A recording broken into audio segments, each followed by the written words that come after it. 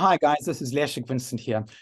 That's how you'll remember me, as Leszek Vincent, but actually my first name is Paul. And I only discovered that when I went to college.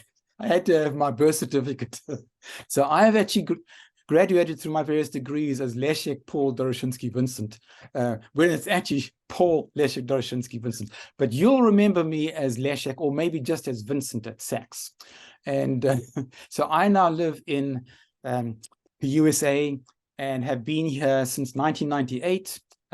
Life has been challenging here, but also very positive here. Great people relationships here.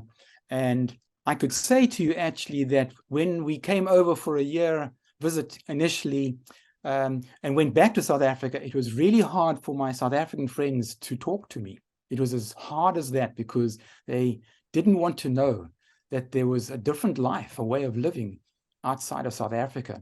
And we didn't choose to come over here for green pastures. We came over here because it was a life choice, as it were. I was at WIT as a faculty member, and we were being asked to pass students whose grades weren't really able to be passed. The political pressure was forcing us faculty to pass students. And so we have 3 white sons, and the pecking order in those early days, just post 94, was such that they were last in the order of job opportunities and so on. So we decided to come here after some very heavy trauma in our family, people being murdered, and that helped, if I can say helped, that kind of crystallized our thinking about making a choice to come over here. So we haven't left South Africa in our heart as such. We still love the place. We were just there on a visit in October this year, down in Cape Town. Try to go to SACS, but it's all locked up. Was all locked up.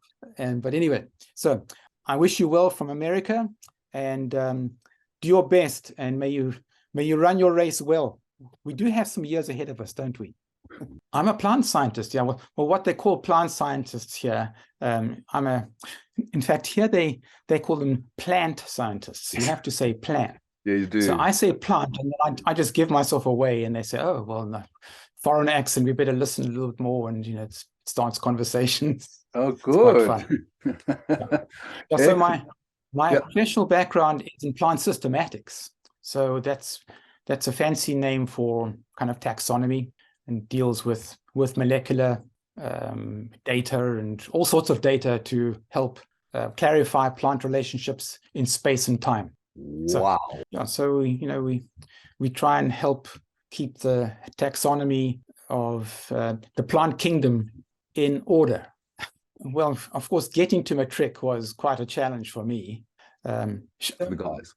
My challenge of high school really started way back even before primary school. I mean, that's life, it starts early. So for me, my parents divorced when I was young. Okay, so I was about 5, and my mom actually managed, once things settled, the dust settled, as it were, she bought a house next to a lake in South Africa called Zeekoevlei. Some people will, of course, the locals will all remember Zeekoevlei. So that was actually a wonderful upbringing kind of location. It was lonely in the sense of not having many friends there, but I had a lot of opportunity just to do my own thing there. Not that I was so inclined, but my brother was a type 1 diabetic. And so I had to play very much second fiddle, and that wasn't my mom's fault or whatever. It's just what happened. In those days, technology for managing type 1 diabetes was pretty primitive, put it that way.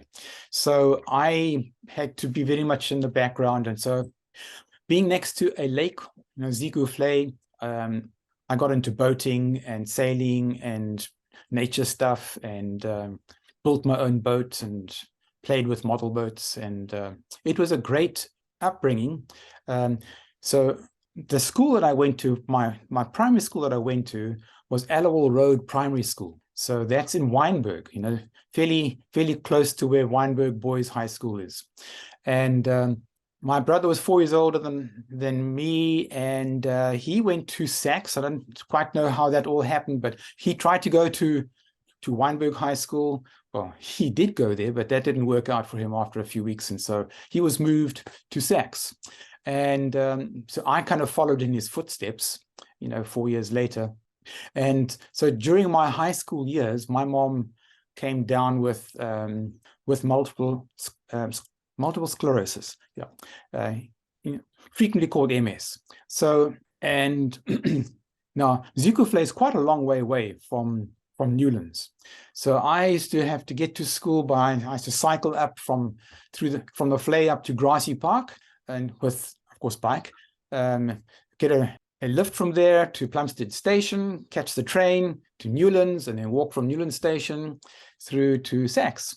And so that was quite a challenge, but of course, others did things like that too. But it just took a lot of time out of my day, and I had to use the bus to get home from Plumstead. And anyway, so that used to eat quite a bit into my school time, doing homework. And my mom did collect us and take us to and from school in the early years of high school, but that soon stopped because she couldn't drive anymore pretty rapidly. And so I grew up in high school years actually spending quite a bit of time. Put it this way, I grew up fast. By the time I was 16, I had to sign checks and things like that, and had to manage the flow, and we had to live off the smell of an oil rag from my dad's alimony, stuff like that. So it was rough, but we survived. I used to catch tilapia in the bay, and which used to supplement our diet. And when I look back, it was okay, but there were quite a few times when I really wondered how I was going to survive through all this, just how we were going to cope. And so what that made me do at high school pretty much was I did the best I could to try and keep moving and not waste time, not get into trouble, because there was enough trouble in home life. And so Doug Brown, I used to watch carefully, because I didn't always cut my hair when I should have, kind of stuff. And you remember what Doug Brown did. But I really appreciated, some of the teachers that I appreciate through high school. Of course, Johnny Ince, Mo Orford, some of the teachers that I've actually got a list here. Mr. de Kock, that's of course when I did biology, Senate 8, 9, and 10. Louis Knutzer, you might remember Louis Knutzer. He actually had a fun story. He stopped teaching for 6 months and came over to the States, and he went on a bus trip, and he used to talk to us about this. Especially he read a book to us in Afrikaans, of course, and it was about traveling through America, and he would be able to add a lot of fun commentary to it. Okay. Yes, yes. So Louis was really struck by his experience. I can remember his hair, he's always brushing it back like that. And he was quite a liberal in kind of amongst the staff. That became quite apparent to me. But he used to talk about Boulder, Colorado. So that's really struck quite a tone in his experience there.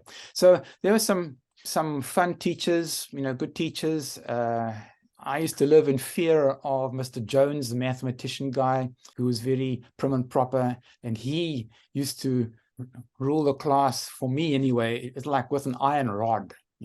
It really helped. It didn't help me learn to love math, as we call it here. And so anyway, it's just interesting how other people's personalities, and I'm not blaming them, it's just interesting how the interaction between certain people grows one or stifles or this way impacts positively, very positively, or sometimes very negatively. And so I had some very positive experiences in primary school. When I got to high school with the boys only kind of stuff, it was a really big transition for me. And I remember I had a friend that in primary school, he went to Westerford, and we were friends in primary school. He went to Westerford. He became head prefect there. I think it doesn't matter, but of course, Westerford's being co-ed. Funny enough, just to jump around a bit here, I did a teaching diploma for a while, and I went to Westerford to do a bit of kind of viewing, kind of watching how lessons were. And I was just so struck how the atmosphere of Westerford in terms of pupil-teacher, pupil-pupil interaction was just so different compared to what we did. And I remember how back in the days when I was at SACS, when Mr. What I call the hobbling headmaster, I can't remember his name now, but Whiteford. Mr. Whiteford, yeah. And Mr. Whiteford used to walk around, he used to give me the creeps. And when I used to hear him coming down behind me, and he'd have his black gown on, his academic gown on, and it was almost like a cop coming behind you, and you wonder if the light was going to go off and the siren was going to go off and you're going to be pulled over. So I made it pretty certain that I was not going to go to Mr. Whiteford's office. There were some kids, some guys in my class, during the years, because I was there from standard 6 right through to matric. Several guys in my class went to Mr. Whiteford, and we've seen comments in the Facebook site about this. So I didn't have those kind of experiences, but I had more of a fear kind of experience. Because of my mom's health issues, I wasn't able to participate in sports stuff, because when I was finished school, I had to get home. I didn't have somebody to come and pick me up, and it wasn't really easy to get to home. To get home with public transport late in the day. So, I kind of picked up the label that I wasn't into sports and things like that. And it was hard for me to explain to people in my class what was going on, because I actually didn't really know fully what was going on in my life with my mom, etc. There was a time actually in standard 8 where I went to the student counselor. You might remember the guy. I can't remember his name, but tall, thin guy, Paulson. big ears. Okay. Mr. Paulson. Mr. Paulson. Well, I went to Mr. Paulson and said to him, I think I need to think about leaving school, because I'm not sure I'm going to be able to cope because of all the stuff that I'm doing with my mom at home, and trying to do my schoolwork and trying to keep up, and then still having to deal with people like Mr. Jones. Thankfully, then I'm just trying to think the other guy's name. The math teacher, Mr. Knut, not Mr. Knut. So there was a math teacher who took over our class. Mr. Oberholzer? Yes. He actually breathed quite a bit of fresh air into math for me. But it was kind of late in the day. So it was kind of late in the day, and my math now is not bad at all, but I just picked up bad vibes from certain teachers about math. Oh, you didn't pass, and what's wrong? And it was hard for me to explain to them what was making it difficult, not only their attitude, but also my home struggles. And so trying to figure this out, and never want to blame anybody, because you're the pupil and the teacher's always right, kind of thing. And the last thing I wanted to do was to cause trouble. So anyway, I spoke with Mr. Paulson, and he convinced me to hang in there, and he actually gave me quite a bit of help. And by the time I got to standard 9 and met Doodles de Kock, and I'm kind of wired for kind of science and life science. Not that I'm a sort of star in those areas, but I really gravitated towards those disciplines a lot for whatever reason. My late dad was a veterinary surgeon, and so some of his background probably brushed off on me. Not that I knew my dad very well, because, as I say, he left the family when I was very young. So, but I used to visit him occasionally. Not a nice relationship there either. Anyway, so going on, just to recap a bit about the Westerford stuff. So as I mentioned, I went there to do a kind of teacher observation type thing. I was still busy doing my teaching diploma, training back at Rhodes University. And so during vacation, I was able to make this appointment to go and spend some time there. And of course, I was out of school by then, but I hadn't forgotten what my growing up years were like in SACS. And I just found the interaction between the guys, because there were girls around, was just so weirdly different, it's so really positive. And I thought that it would be kind of creepy, guys would be smooching up to the girls and so on. It wasn't that at all. They were just more balanced in themselves. I noticed that, and there seemed to be, okay, this is as a sort of early 20s student going back into a high school classroom. Westerford is a very different school compared to SACS. It doesn't have that, the SAC is a college for me, and the kind of links to UCT history, and the pillars and magnificent buildings, really. Westerford was just down the road, and there is not much to write about it, frankly. But I was struck by the interpersonal relationships that the guys had for each other and what they had for girls. Of course, I'm being very generalizing here, because no doubt there were problems too, but I didn't spot those so much. What really just struck me, was just a palpable feeling of much better regard between each other than what we had at SACS.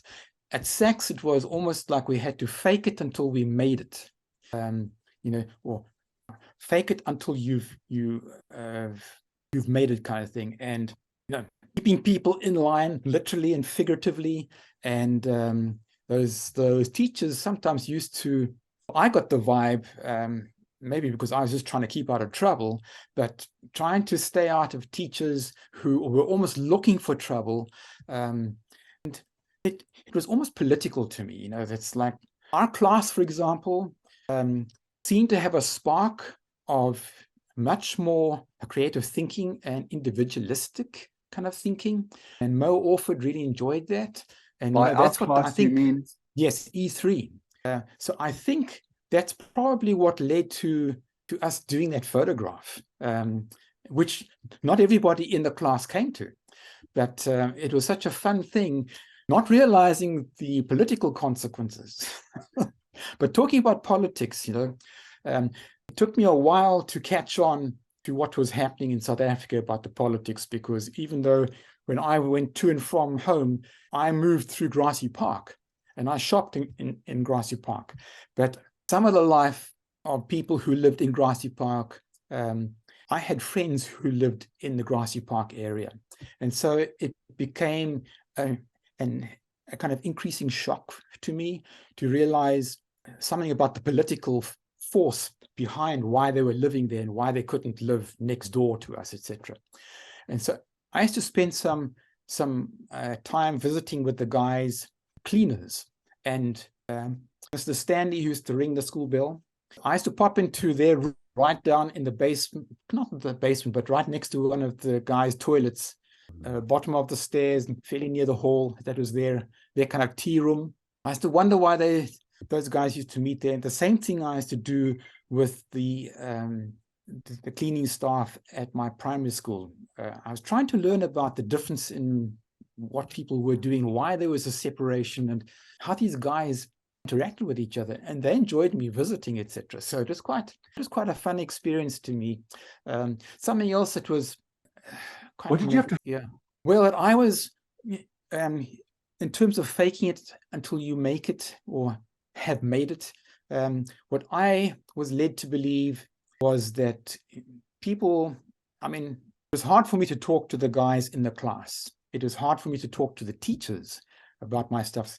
The only teacher who really knew about my background was Johnny Ince. And that was partly because of my older brother. He was 4 years older. He was also type 1 diabetic.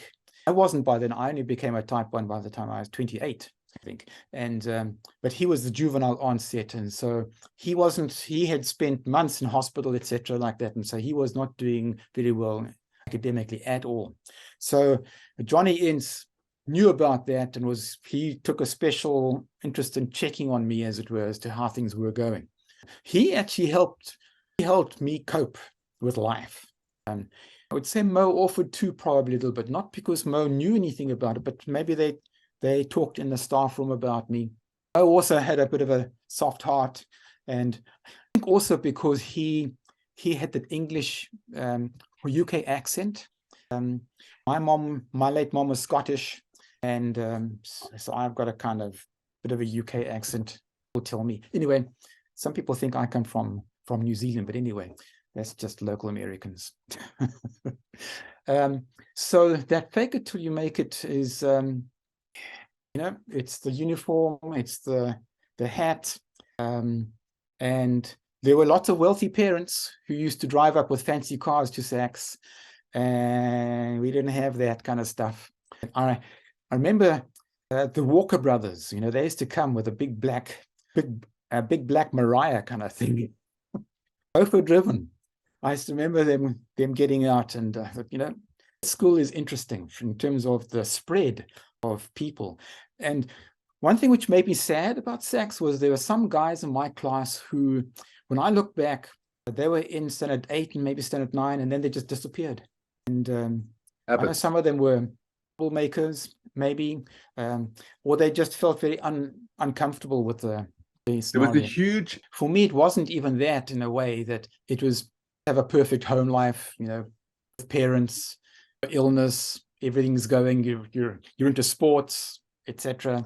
And I couldn't. And so, yeah, it was kind of lonely. And some of the teachers used to pick on me whether I'm going to join a sports team, and I'd have to kind of just disappear kind of stuff, because, I think it was each year you had to go and sign up with cricket and rugby, etc. And I just couldn't do that. And I think there was a bit of a prejudice against, of course, how does one really know that? But there was a bit of a prejudice against me because I wasn't really showing the balanced SACS kind of attitude and involvement. It was the involvement, and it's like faking it until you make it, as it were.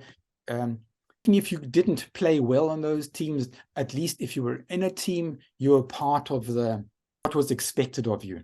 And so not being able to do that, and not being able to really communicate these struggles with these teachers because they didn't really ask me, but anyway, yeah. So in latter years, school at SACS, 9 and 10, I really started thinking hard about what I'm going to do after school. And I think the counselor situation had changed, but anyway, they had built on a counseling room, I think at the back of the gymnasium. And there was a kind of career guidance. There was a lady in there, and she helped to interest me in getting various prospectuses from various campuses.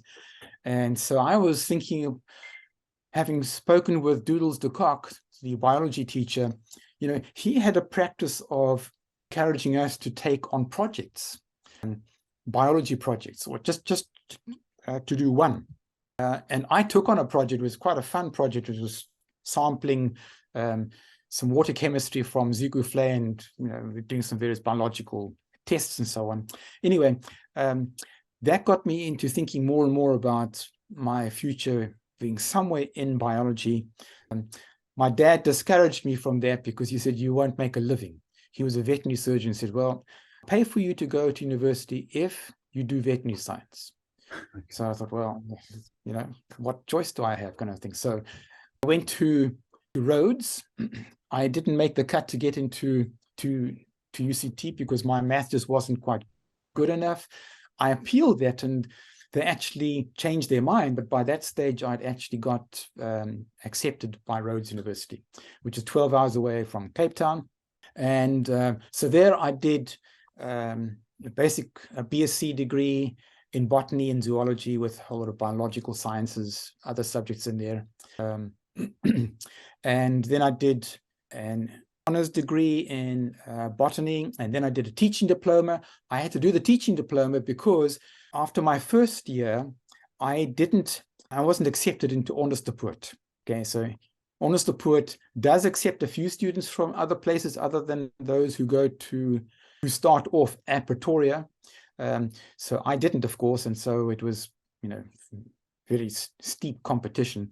And so I had to make a plan on how was I going to fund the rest of my college time. Because my dad said, well, you didn't get there, so you're done, kind of thing.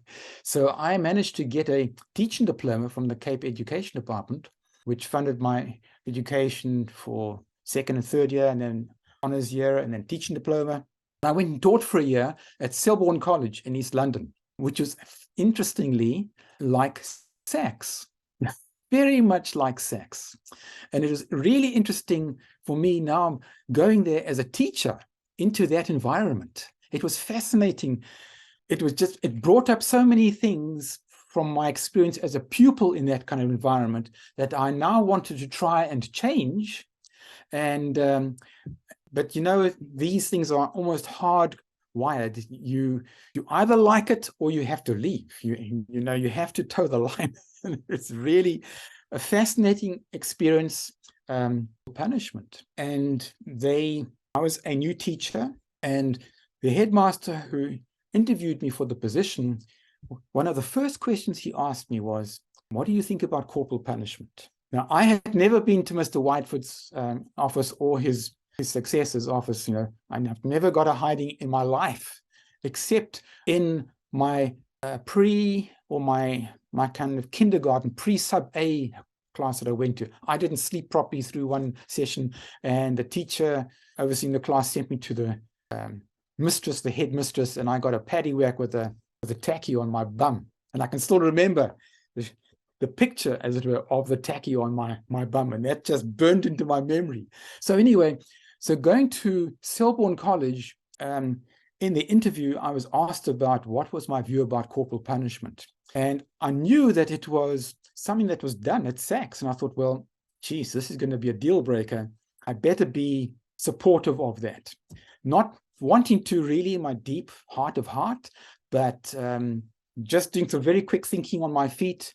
Anyway, I got the position, and then I was in the classroom. What did you say? Sorry, what did you respond in the interview? What did you say? Well, I think I said, and I don't have it kind of burnt into my head now, but I knew that I said that I'm okay with corporal punishment. And of course, that's open to all sorts of interpretation. My goal would be, let's try and avoid that and build friendships, and to help students who come from troubled backgrounds, have them help me understand how to help them and get them back on, not get them back on my side, but work together with me.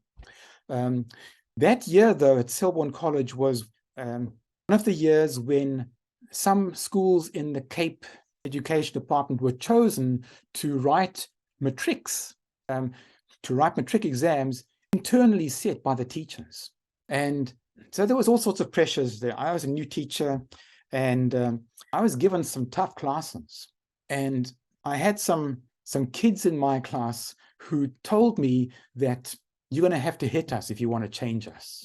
And because they were just getting hidings from all sorts of teachers in the school. And this was just what they grew up with. And so I wrestled with that a lot. And I eventually started giving some hidings. And I remember, to this day now, I kind of deeply regret that experience. It's not that some of them didn't need it, if I can put it that way. They needed discipline, but they didn't need the discipline communicated through a rod, kind of thing. And I spoke to some teachers about this. They said, you just have to do it.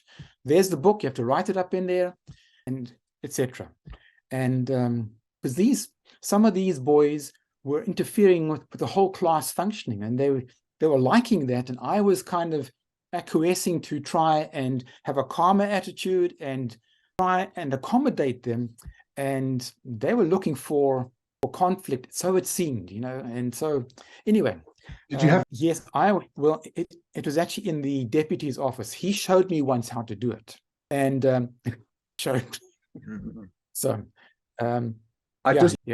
So my experience of giving cuts, as you've mentioned to me, is I was tutored once, as it were, that I recall, and then I on the occasions that the situation came to a head that I had to follow through on it, because the teacher, the deputy principal said, this is the standard. And we're done with being soft on these boys. They have to know where the line is, as it were. And I didn't agree with that. So what I remember was I would talk to the students and actually we'd have a conversation as to what went wrong and why I'm having to do this. I think I actually kind of declared that this is the school standard and I would like it to be different, but I'm kind of stuck between a rock and a hard place here. The students reacted, so the students reacted mostly positively to me, in the sense that it was once and I didn't have to do it again. There were about three or four who I think they were just so numbed by this interaction that I don't think they listened carefully to what I was trying to implore them to think through, and that I'm kind of stuck in this between a rock and a hard place here, and I want the best for them, and we really can work together. But I think they came from such troubled backgrounds, both at school and maybe at home, that let's just get it over with and let's just get it done. And so it was those boys that I would love to meet up with again and find out where they ended up in life, if I can put it that way. Yes.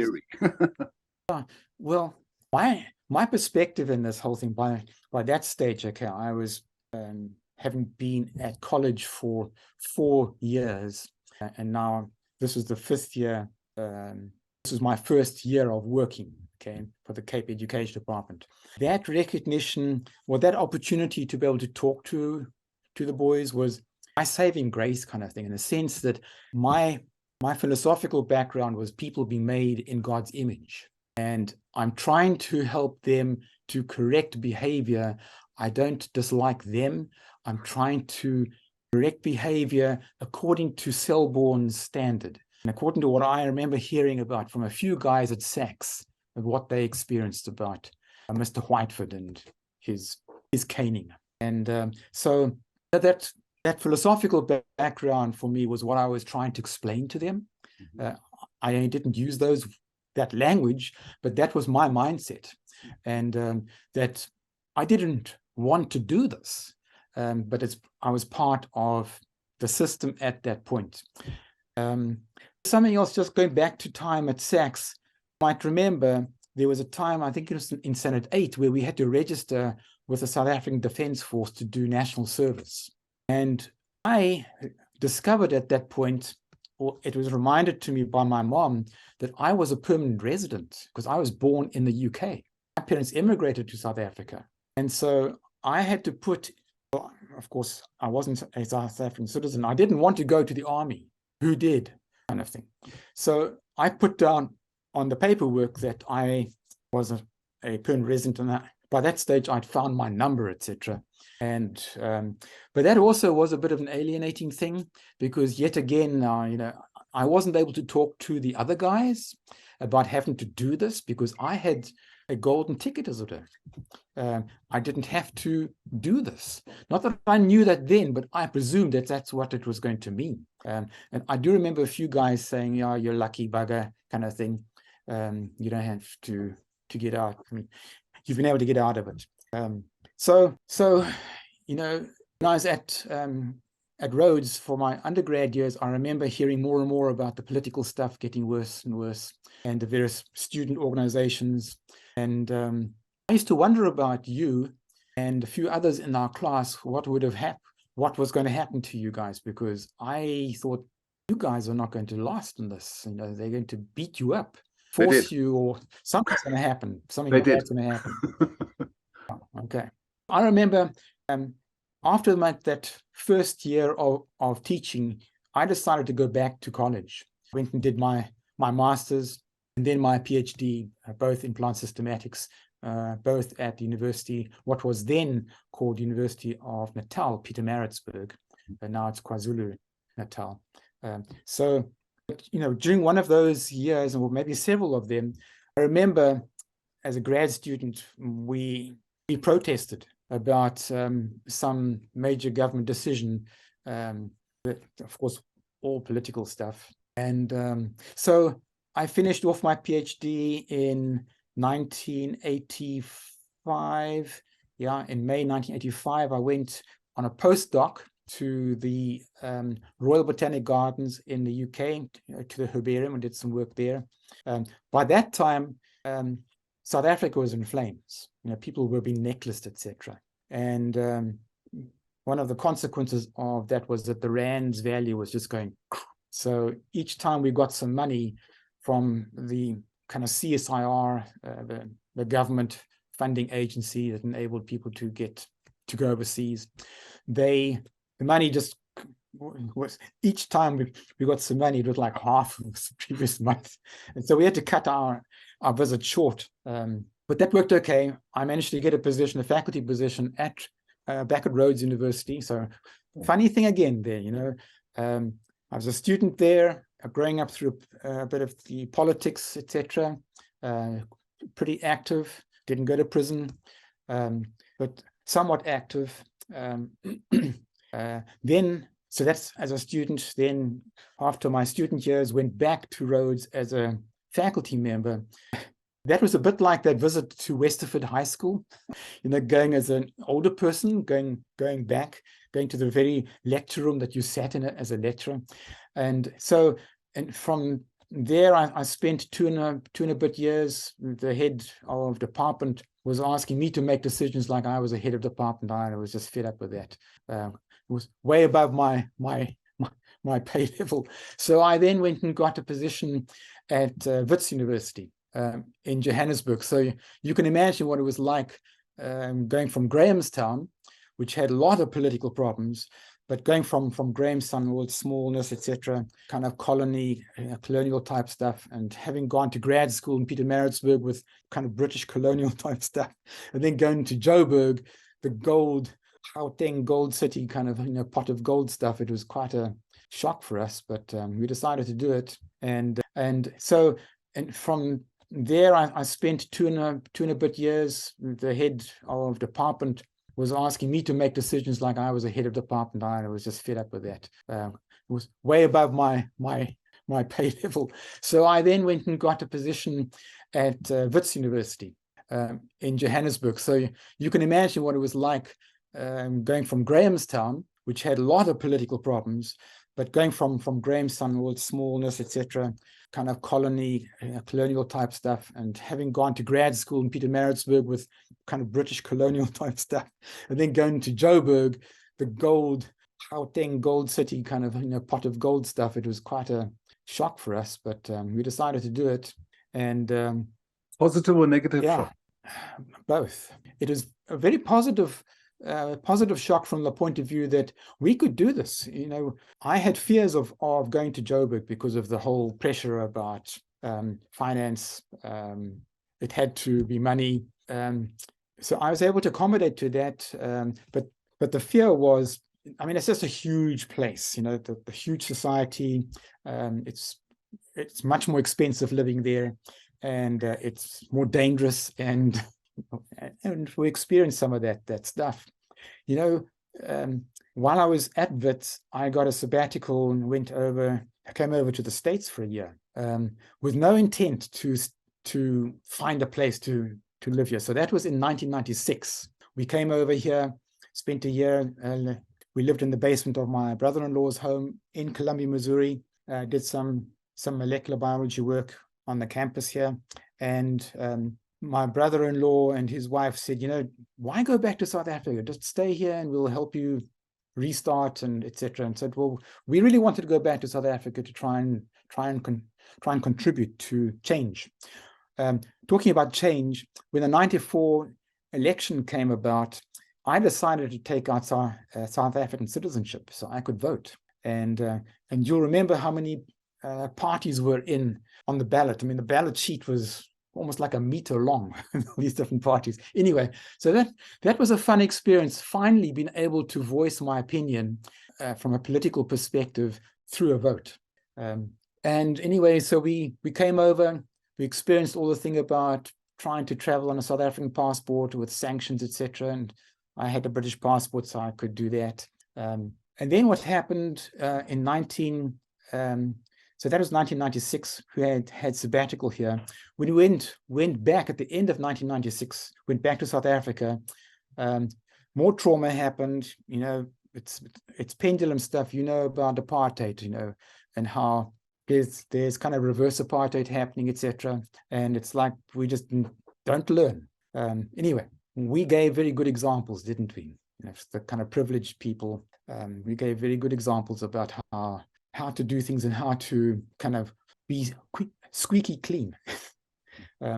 Yeah. So you know, having mentioned earlier about me enjoying meeting with the cleaning staff, the custodial staff, as they're kind of talked about here, but the cleaners at the school, in primary school and high school, those used to be kind of formative interactions for me, because they got me thinking about, you know, why is it like this, that people can actually make decisions like this, that you can't even have tea together?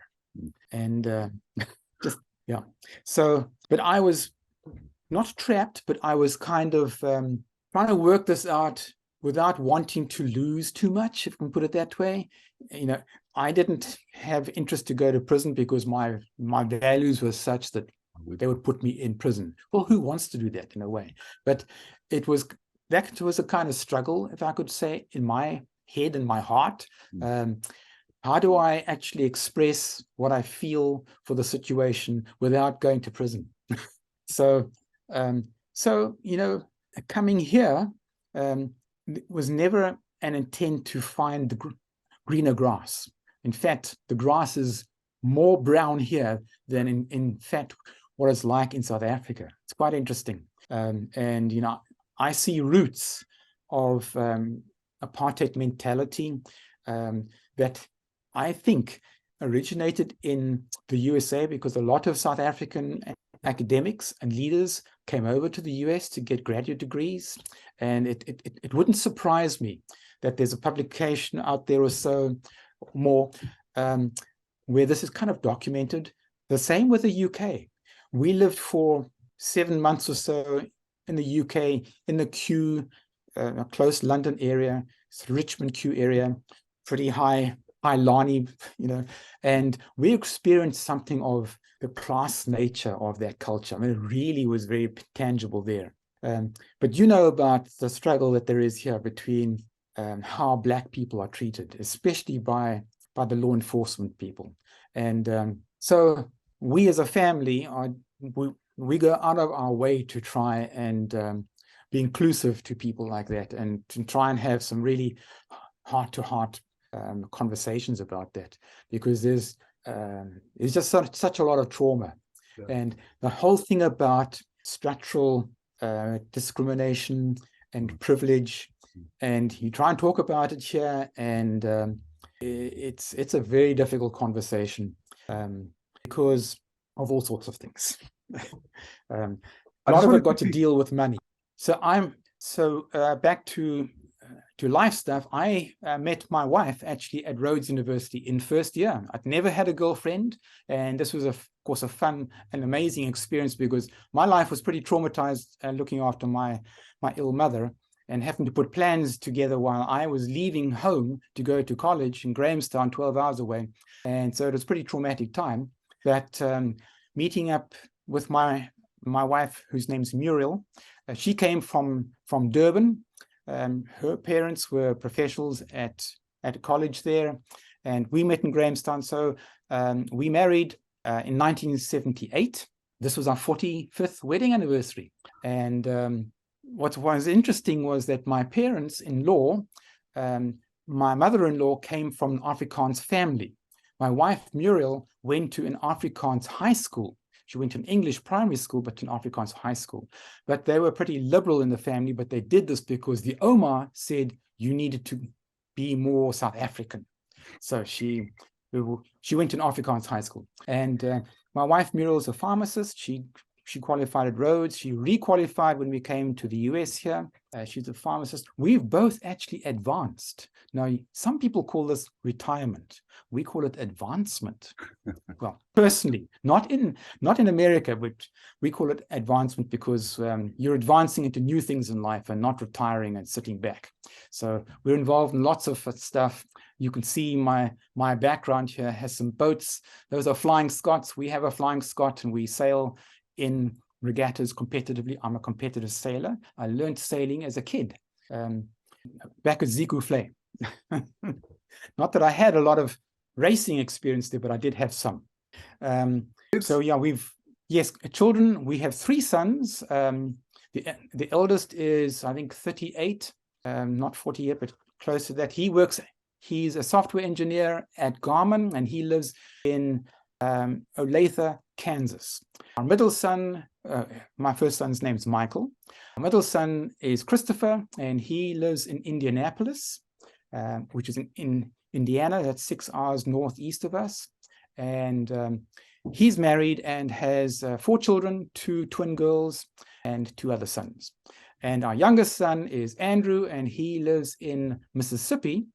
He's just finishing off his master's through Auburn University. All our sons will have master's qualifications, for what that's worth. All American, college trained, as it were. And so he's in Mississippi. And yeah, what else can I mention? So when you go to medical appointments here, they will always call you by your first legal name. Yeah. And so I have to listen out for them calling for Paul. Yeah. But I always introduce myself to people as Leszek.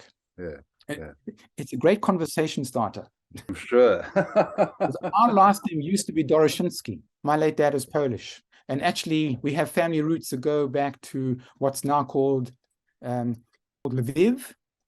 Used to be called Lvov, and was part of Poland in those days, after the World War. So, yeah, my dad changed his last name from Doroshinsky.